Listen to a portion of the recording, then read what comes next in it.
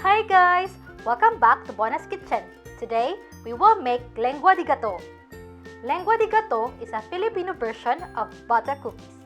It means cat's tongue in Spanish, primarily because of its oval shape. Are you ready? Let's get baking!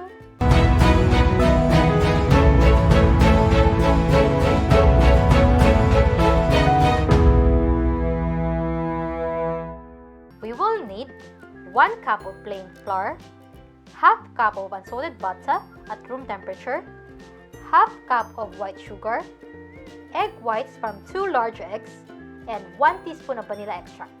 You can also check the full list of ingredients in the description below. In a bowl, add the butter,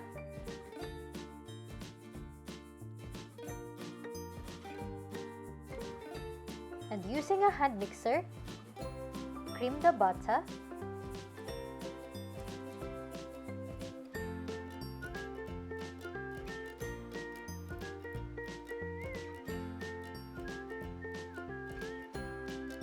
then scrape the sides of the bowl,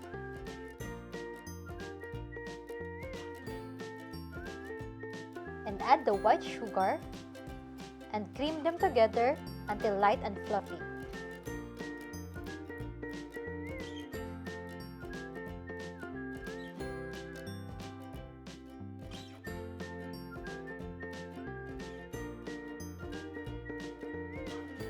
Add the egg whites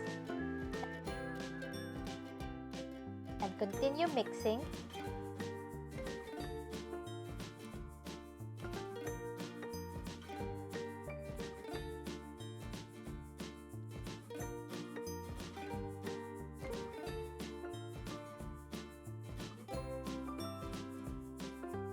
Add in the vanilla extract .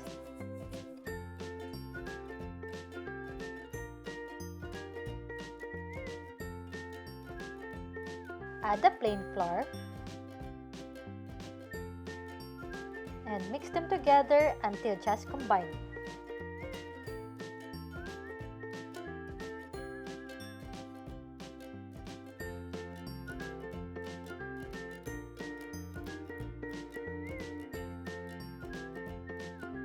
Using a piping tip, I am using Wilton 1A .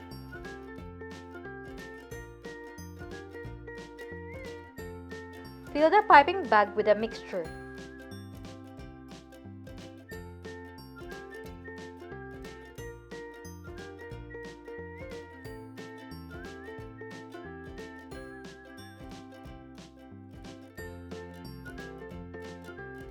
And pipe it in a baking tray about 2 inches long, and make sure you leave space between them.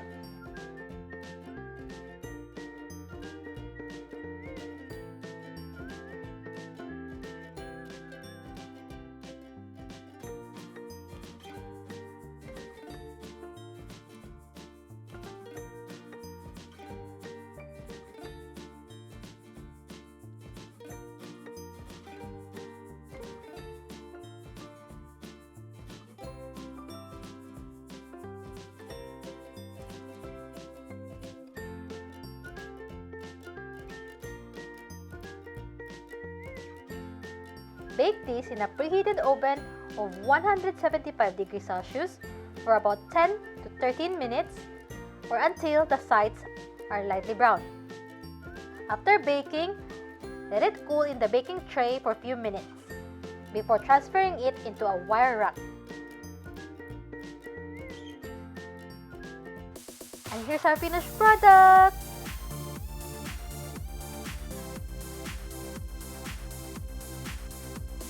These cookies are crispy, tasty, and perfect for snacking, and it is also very easy to make.